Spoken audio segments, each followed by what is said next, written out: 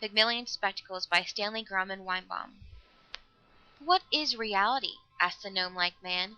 He gestured at the tall banks of buildings that loomed around Central Park, with their countless windows glowing like the cave fires of a city of Cro-Magnon people. All is dream, all is illusion. I am your vision as you are mine.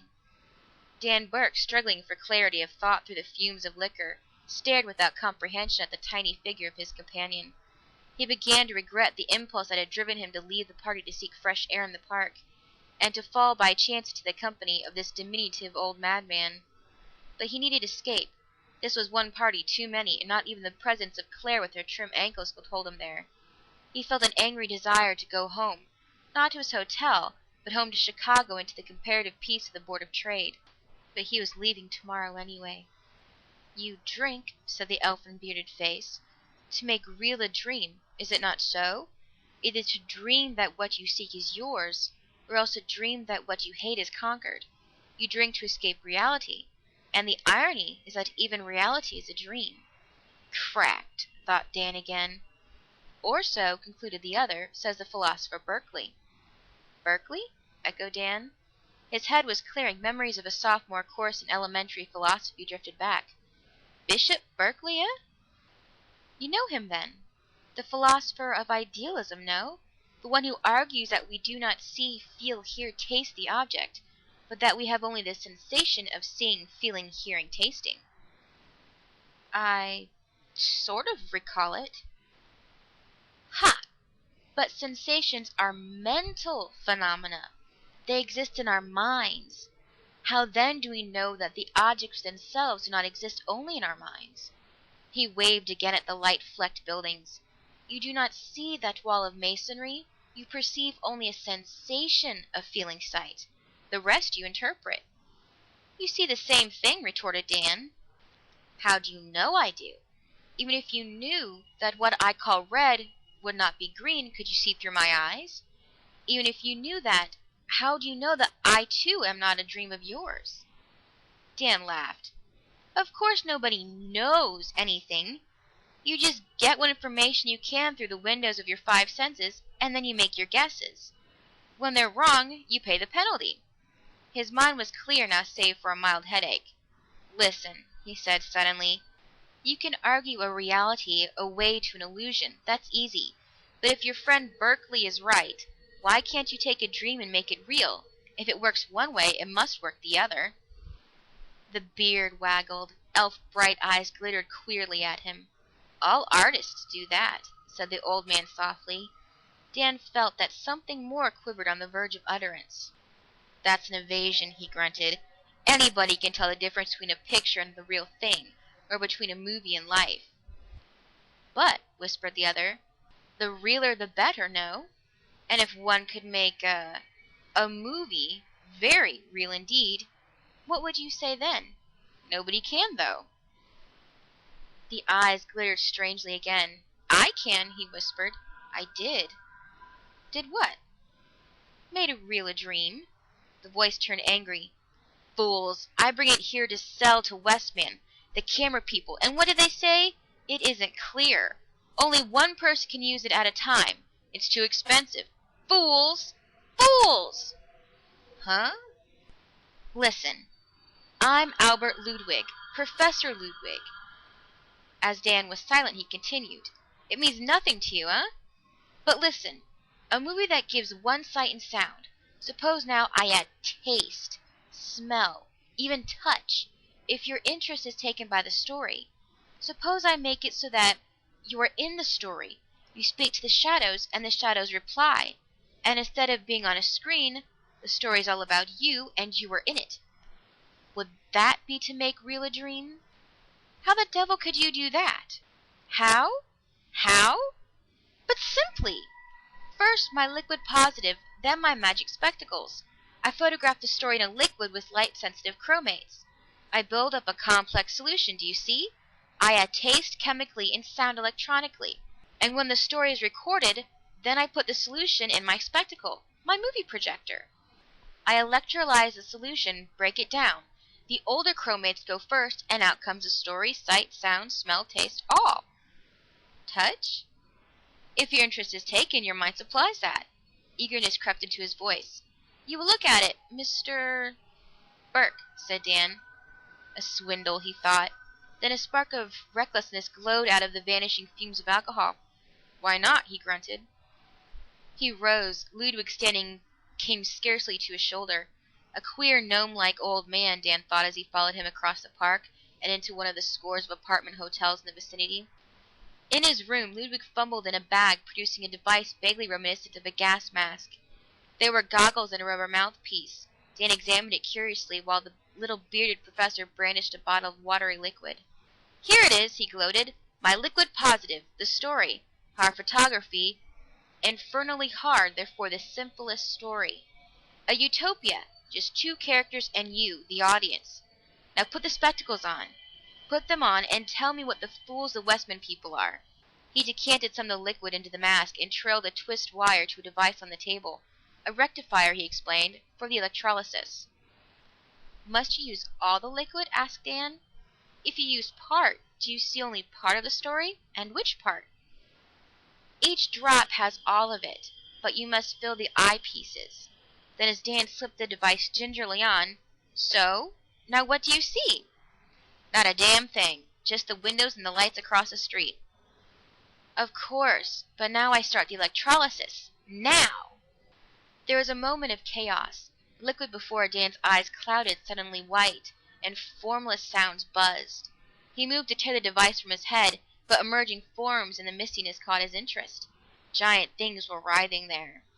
The scene steadied. The whiteness was dissipating like mist in summer. Unbelieving, still gripping the arms of that unseen chair, he was staring at a forest. But what a forest! Incredible, unearthly, beautiful.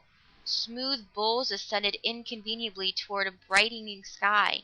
Trees bizarre as the forests of the Carboniferous age. Infinitely overhead swayed misty fronds, and the verdure showed brown and green in the heights. And there were birds. At least curiously lovely pipings and twitterings were all about him, though he saw no creatures. Thin elfin whistlings like fairy bugles sounded softly. He sat frozen, entranced. A loud fragment of melody drifted down to him, mounting in exquisite, ecstatic bursts, now clear as sounding metal, now soft as remembered music. For a moment he forgot the chair whose arms he gripped, the miserable hotel room invisibly about him, old Ludwig, his aching head. He imagined himself alone in the midst of that lovely glade. Eden, he muttered, and the swelling music of unseen voices answered. Some measure of reason returned. Illusion, he told himself. Clever optic devices, not reality. He groped for the chair's arm, found it, and clung to it. He scraped his feet and found again an inconsistency. To his eyes the ground was mossy verdure. To his touch it was merely a thin hotel carpet. The elfin bugling sounded gently. A faint, deliciously sweet perfume breathed against him. He glanced up to watch the opening of a great crimson blossom on the nearest tree, and a tiny reddish sun edged into a circle of sky above him. The fairy orchestra swelled louder in its light, and the notes sent a thrill of wistfulness through him. Illusion? If it were, it made reality almost unbearable. He wanted to believe that somewhere this side of dreams, there actually existed this region of loveliness. An outpost of paradise, perhaps. And then, far through the softening mists, he caught a movement that was not the swaying of verdure, a shimmer of silver more solid than mist. Something approached. He watched the figure as it moved, now visible, now hidden by trees. Very soon he perceived that it was human, but it was almost upon him before he realized that it was a girl. She wore a robe of silvery, half-translucent stuff, luminous as starbeams. A thin band of silver bound glowing black hair about her forehead, and other garment or ornament she had none. Her tiny white feet were bare to the mossy forest floor as she stood no more than a pace from him, staring dark-eyed.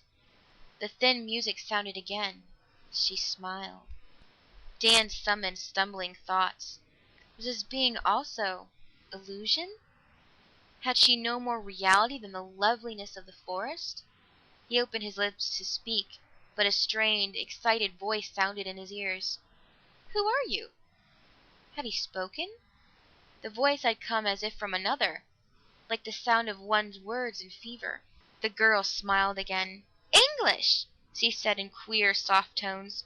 "I can speak a little English." She spoke slowly, carefully. "I learned it from—" She hesitated. "My mother's father, whom they call the Grey Weaver." Again came the voice in Dan's ears. "Who are you?" "I am called Galatea," she said. "I came to find you." "To find me?" echoed the voice that was Dan's. "Lucan, who is called the Grey Weaver, told me," she explained, smiling. "He said you will stay with us until the second noon from this." She cast a quick, slanting glance at the pale sun, now full above the clearing, then stepped closer. "What are you called?" "Dan," he muttered. His voice sounded oddly different. "What a strange name," said the girl. She stretched out her bare arm. "Come," she smiled. Dan touched her extended hand, feeling without any surprise the living warmth of her fingers. He had forgotten the paradoxes of illusion.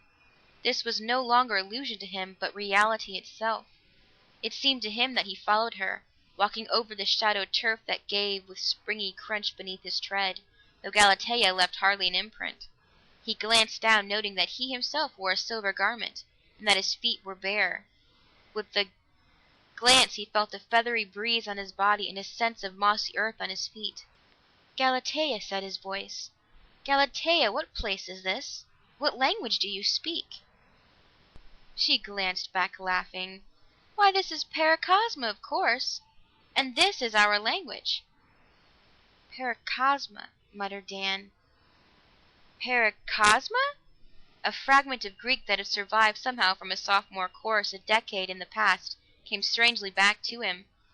"Paracosma, land beyond the world." Galatea cast a smiling glance at him. "Does the real world seem strange," she queried, "after that shadowland of yours?"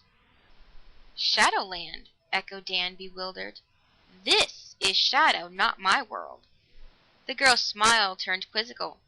"Poof!" she retorted with an impudently lovely pout. "And I suppose, then, that I am the phantom instead of you?" she laughed. "Do I seem ghost-like?" Dan made no reply. He was puzzling over unanswerable questions as he trod behind the lithe figure of his guide. The aisle between the unearthly trees widened, and the giants were fewer. It seemed a mile, perhaps, before a sound of tinkling water obscured that other strange music.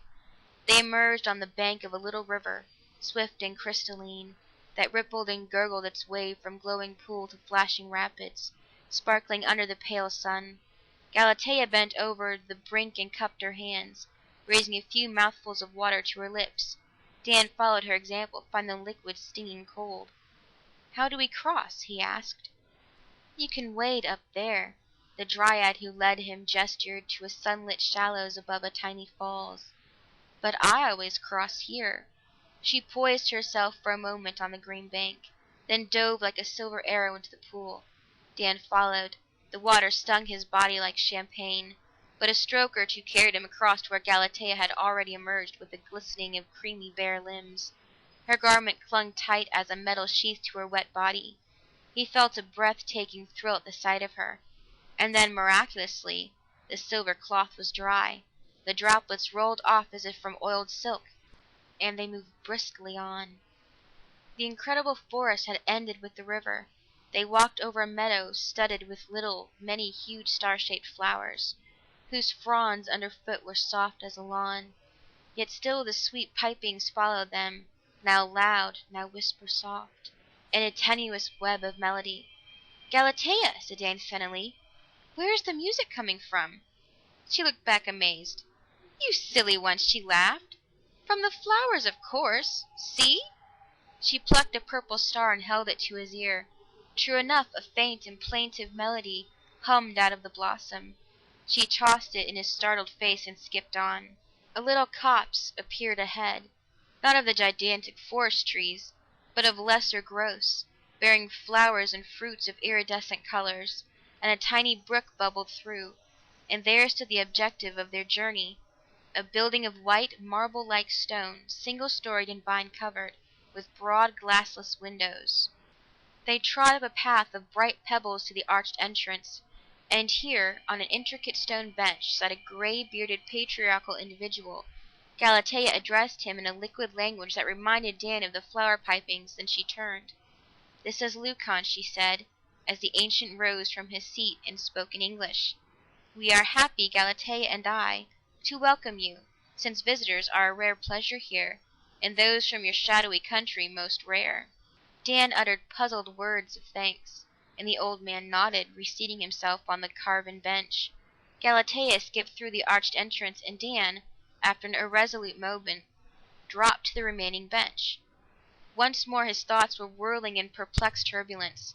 Was all this indeed but illusion?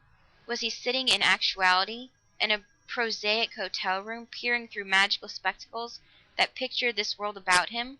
Or was he, transported by some miracle, really sitting here in this land of loveliness? He touched the bench, stone, hard, and unyielding, met his fingers. "Leucon," said his voice. "How did you know I was coming?" "I was told," said the other. "By whom?" "By no one." "Why, someone must have told you." The gray weaver shook his solemn head. "I was just told." Dan ceased his questioning, content for the moment to drink in the beauty about him, and then Galatea returned, bearing a crystal bowl of the strange fruits. They were piled in colorful disorder, red, purple, orange, and yellow, pear-shaped, egg-shaped, and clustered spheroids, fantastic, unearthly. He selected a pale, transparent ovid, bit into it, and was deluged by a flood of sweet liquid, to the amusement of the girl. She laughed and chose a similar morsel. Biting a tiny puncture in the end, she squeezed the contents into her mouth. Dan took a different sort, purple and tart as Rhenish wine, and then another, filled with edible almond-like seeds. Galatea laughed delightedly at his surprises, and even Leucon smiled a gray smile. Finally, Dan tossed the last husk into the brook beside him, where it danced briskly toward the river. "Galatea," he said, "do you ever go to a city? What cities are in Paracosma?" "Cities? What are cities?" "Places where many people live close together." "Oh," said the girl, frowning. "No, there are no cities here." "Then where are the people of Paracosma? You must have neighbors." The girl looked puzzled. "A man and a woman live off there," she said, gesturing toward a distant blue range of hills dim in the horizon. "Far away over there. I went there once, but Leucon and I prefer the valley." "But Galatea," protested Dan, "are you and Leucon alone in this valley? What happened to your parents? Your father and mother?" "They went away. That way, towards the sunrise. They'll return some day." "And if they don't?" "Why, foolish one, what could hinder them?" "Wild beasts," said Dan. "Poisonous insects, disease, flood, storm, lawless people, death." "I never heard those words," said Galatea. "There are no such things here." She sniffed contemptuously. "Lawless people." "Not death? What is death?" "It's..." Dan paused helplessly. "It's like falling asleep and never waking. It's what happens to everyone at the end of life." "I have never heard of such a thing as the end of life," said the girl decidedly. "There isn't such a thing." "What happens then?" queried Dan desperately. "When one grows old?" "Nothing, silly! No one grows old unless one wants to, like Leucon. A person grows to the age he likes best and then stops. It's a law." Dan gathered his chaotic thoughts. He stared into Galatea's dark, lovely eyes. "Have you stopped yet?" The dark eyes dropped. He was amazed to see a deep, embarrassed flush spread over her cheeks. She looked at Leucon, nodding reflectively on his bench, then back to Dan, meeting his gaze. "Not yet," he said. "And when will you, Galatea?" "When I have had the one child permitted me.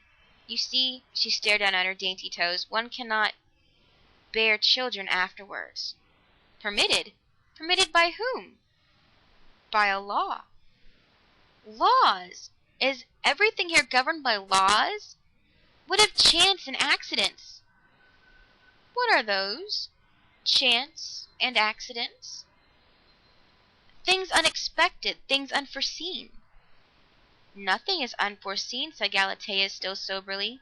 She repeated slowly, nothing is unforeseen. He fancied her voice was wistful.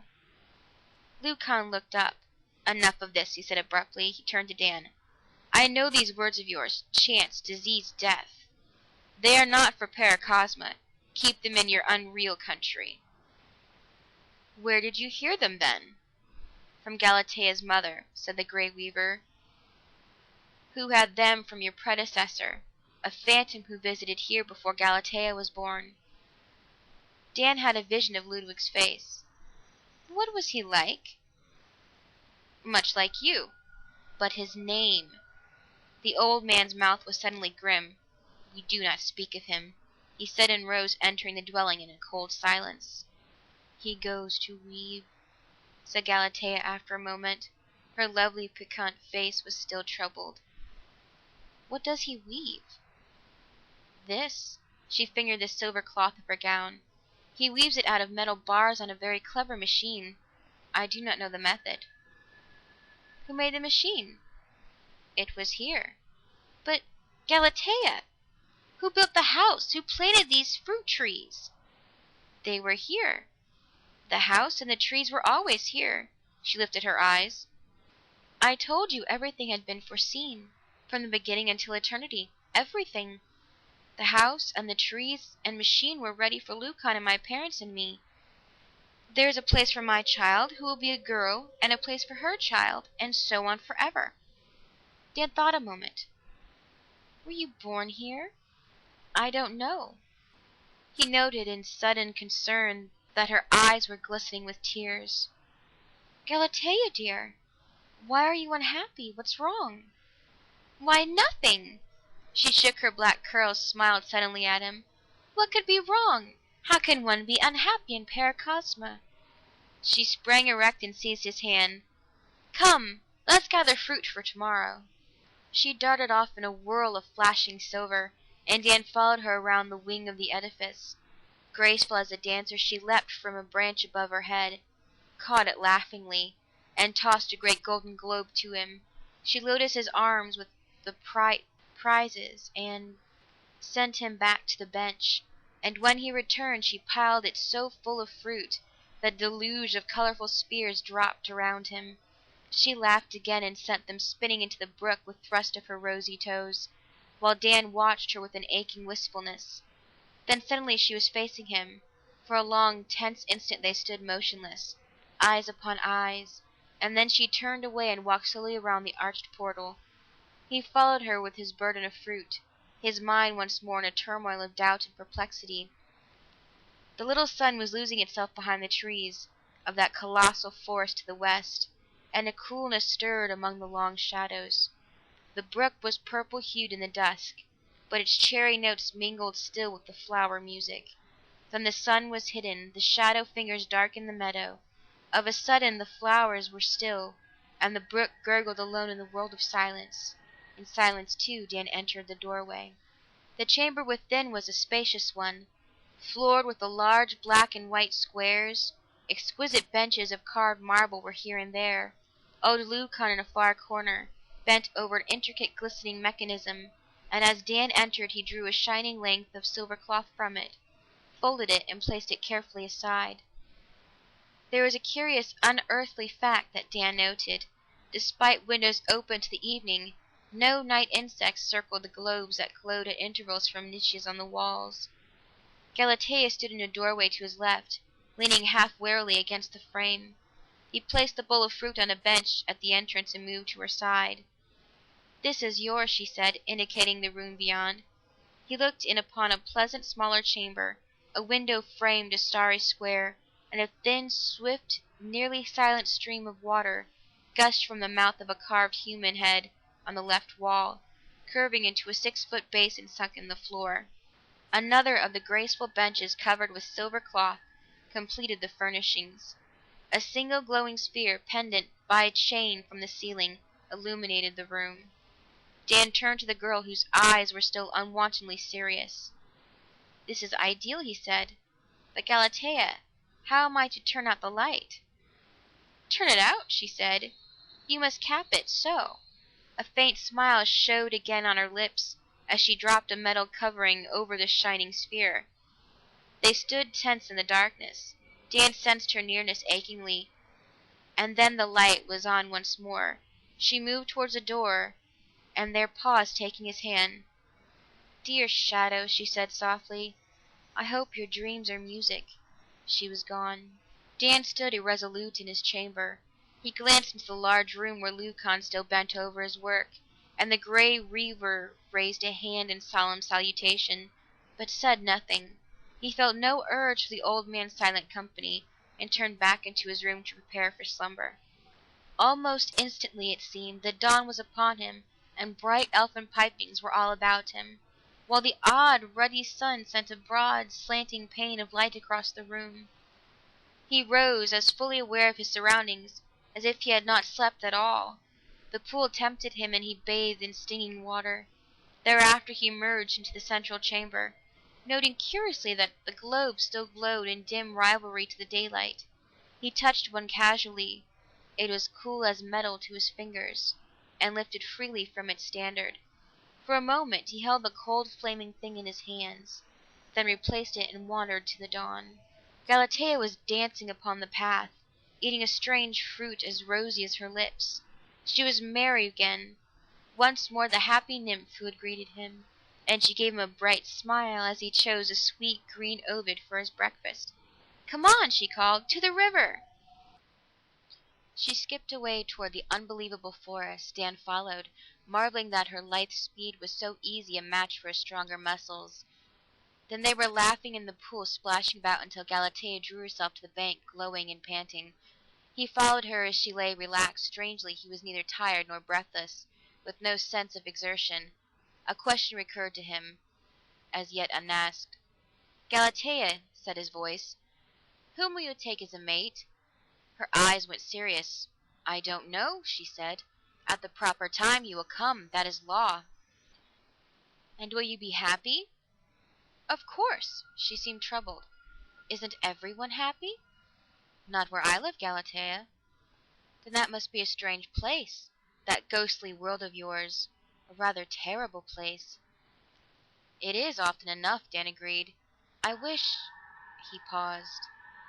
What did he wish? Was he not talking to an illusion, a dream, an apparition?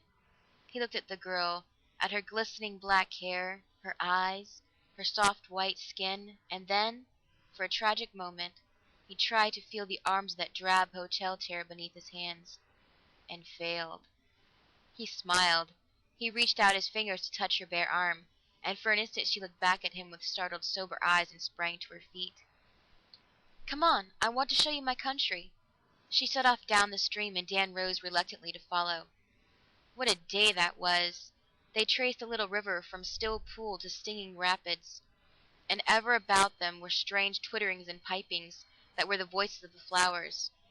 Every turn brought a new vista of beauty, every moment brought a new sense of delight. They talked or were silent when they were thirsty. The cool river was at hand. When they were hungry, fruit offered itself. When they were tired, there was always a deep pool and a mossy bank, and when they were rested, a new beauty beckoned. The incredible trees towered in numberless forms of fantasy, but on their own side of the river was still the flower-starred meadow. Galatea twisted him in a bright blossomed garland for his head, and thereafter he moved always with a sweet singing about him. But little by little the red sun slanted toward the forest, and the hours dripped away. It was Dan who pointed it out, and reluctantly they turned homeward. As they returned, Galatea sang a strange song, plaintive and sweet as the melody of the river and flower music, and again her eyes were sad. "What song is that?" he asked. "It is a song sung by another Galatea," she answered, "who is my mother." She laid her hand on his arm. "I will make it into English for you," she sang. "The river lies in flower and fern, and flower and fern it breathes a song. It breathes a song of your return in years too long. In years too long it murmurs bring their vain replies. Their vain replies the flowers sing, the river lies. Her voice quavered on the final notes. They were silent save for the tinkle of the water and the flower bugles. Dan said, "Galatea," and paused. The girl was again somber-eyed, tearful. He said huskily, "That's a sad song, Galatea. Why was your mother sad? You said every woman is happy in Paracosma." "She broke a law," replied the girl tonelessly. "It is the inevitable way to sorrow." She faced him. "She fell in love with a phantom," Galatea said. "One of your shadowy race who came and stayed and then had to go back. So when her appointed lover came, it was too late. Do you understand? But she yielded finally to the law and is forever unhappy, and goes wandering from place to place about the world." She paused. "I shall never break a law," she said defiantly. Dan took her hand. "I would not have you unhappy, Galatea. I want you always happy." She shook her head. "I am happy," she said, and smiled a tender, wistful smile. They were silent a long time as they trudged the way homeward. The shadows of the forest giants reached out across the river as the sun slipped behind them. For a distance they walked hand in hand, but as they reached the path of pebbly brightness near the house, Galatea drew away and sped swiftly before him. Dan followed as quickly as he might. When he arrived, Lucan sat on his bench by the portal, and Galatea had paused on the threshold. She watched his approach with eyes in which he again fancied the glint of tears. "I am very tired," she said, and slipped within. Dan moved to follow, but the old man raised a staying hand. "Friend from the shadows," he said, "will you hear me a moment?" Dan paused, acquiesced, and dropped to the opposite bench. He felt a sense of foreboding. Nothing pleasant awaited him. "There is something to be said," Lucan continued, "and I say it without desire to pain you, if phantoms feel pain. It is this: Galatea loves you, though I think she has not yet realized it." "I love her too," said Dan. The Grey Weaver stared at him. "I do not understand. Substance indeed may love shadow, but how can shadow love substance?" "I love her," insisted Dan. "Then woe to both of you, for this is impossible in Paracosma. It is a confliction with the laws. Galatea's mate is appointed, perhaps even now approaching." "Laws, laws," muttered Dan. "Whose laws are they? Not Galatea's nor mine." "But they are," said the Grey Weaver.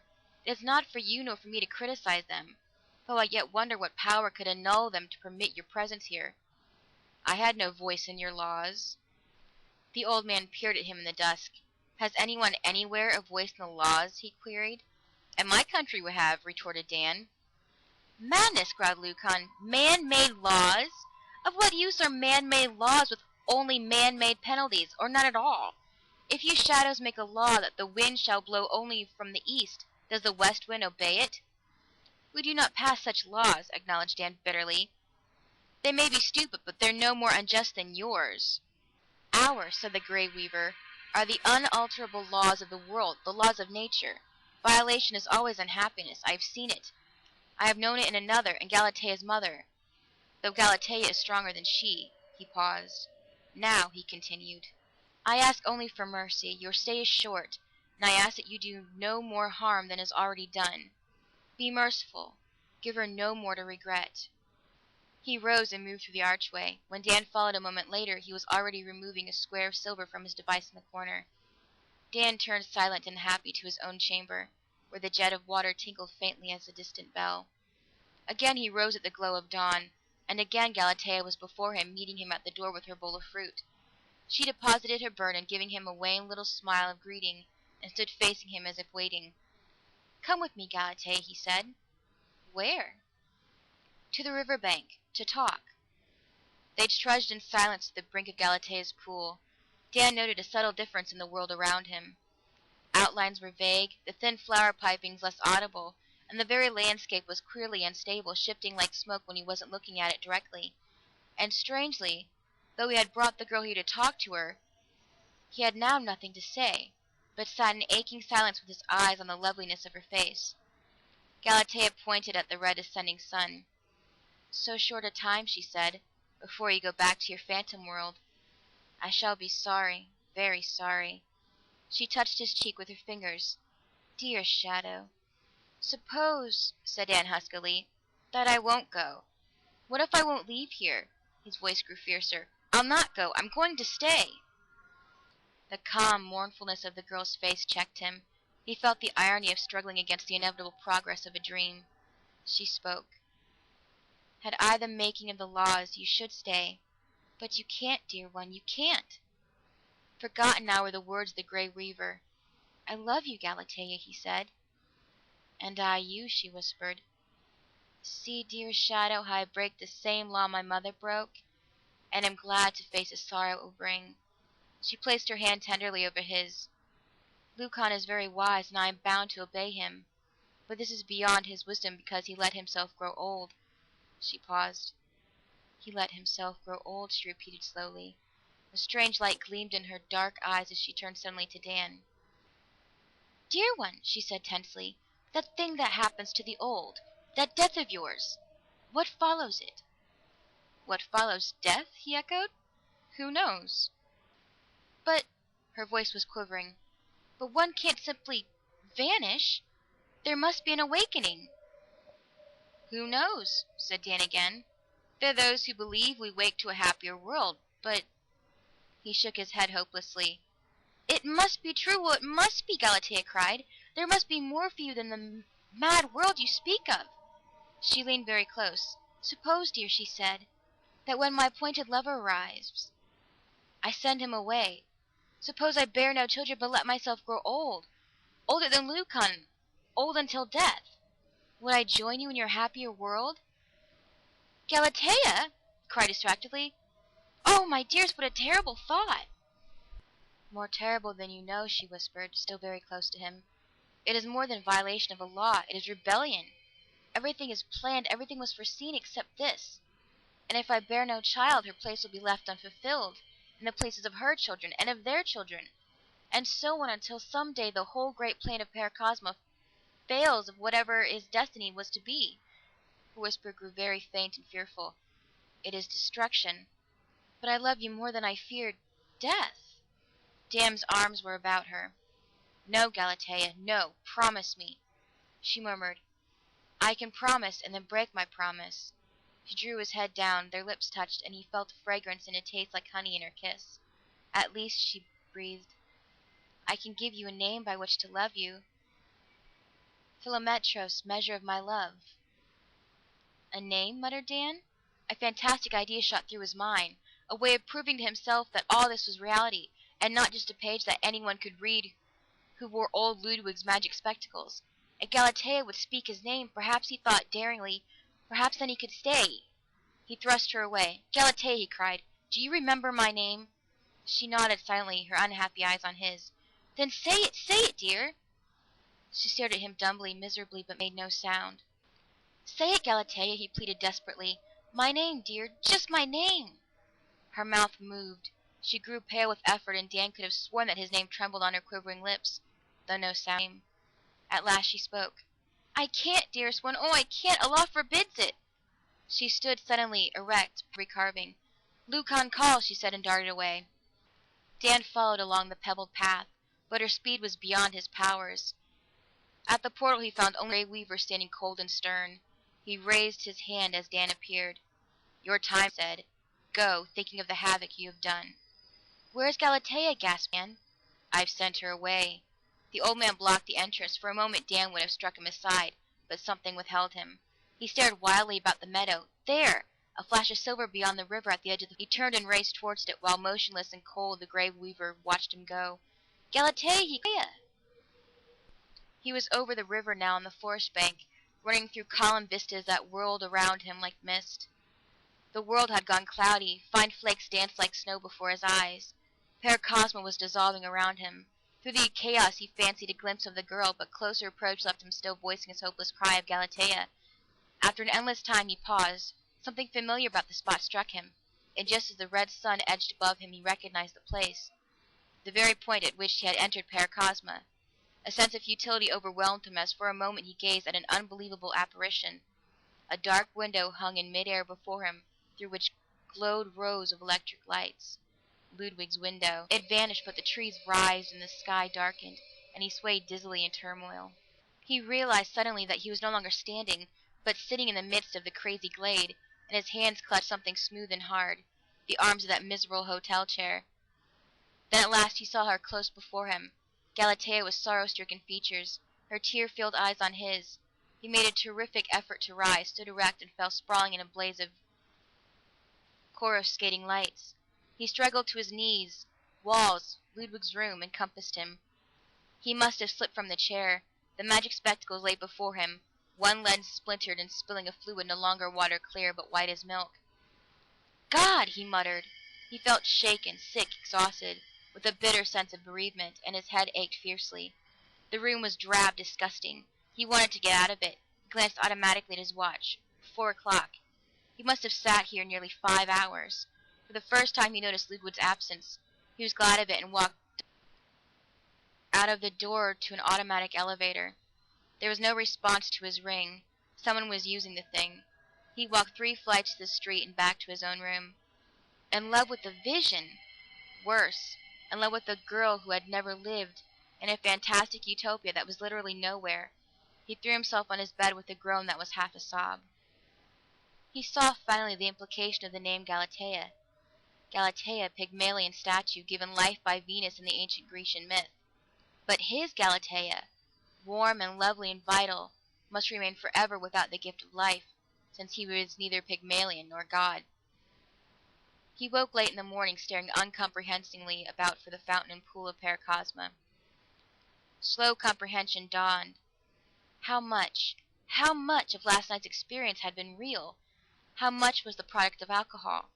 Or had old Ludwig been right, and was there no difference between reality and dream? He changed his rumpled attire and wandered despondently to the street. He found Ludwig's hotel at last. Inquiry revealed that the diminutive professor had checked out, leaving no forwarding address. What of it? Even Ludwig couldn't give what he sought a living Galatea. Dan was glad that he had disappeared. He hated the little professor. Professor? Hypnotists called themselves professors. He dragged through a weary day and then a sleepless night back to Chicago. It was midwinter when he saw a suggestively tiny figure ahead of him in the loop. Ludwig!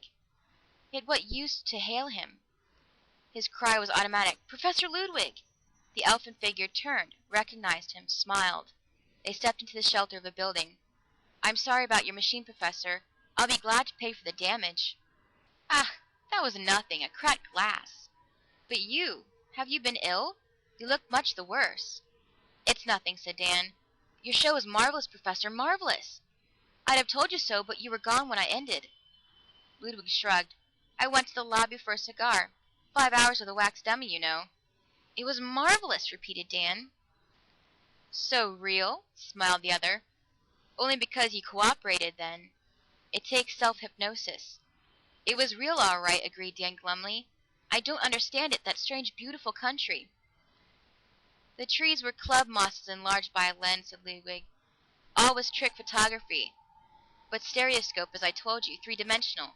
The fruits were rubber, the house was a summer building on our campus, Northern University, and the voice was mine. You didn't speak at all except your name at the first, and I left a blank for that. I played your part, you see. I went around with the photographic apparatus strapped on my head, to keep the viewpoints always out of the observer, see?" He grinned wryly. "Luckily I'm rather short, or you'd have seemed a giant." "Wait a minute," said Dan, his mind whirling. "You say you played my part. Then Galatea, is she real too?" "Tea's real enough," said the professor. "My niece, a senior at Northern, and likes dramatics. She helped me out with the thing. Why, want to meet her?" Dan answered vaguely, happily. An ache had vanished, a pain was ceased. Paracosma was attainable at last. End of Pygmalion Spectacles by Stanley Grauman Weinbaum. Read by Crystal Layton.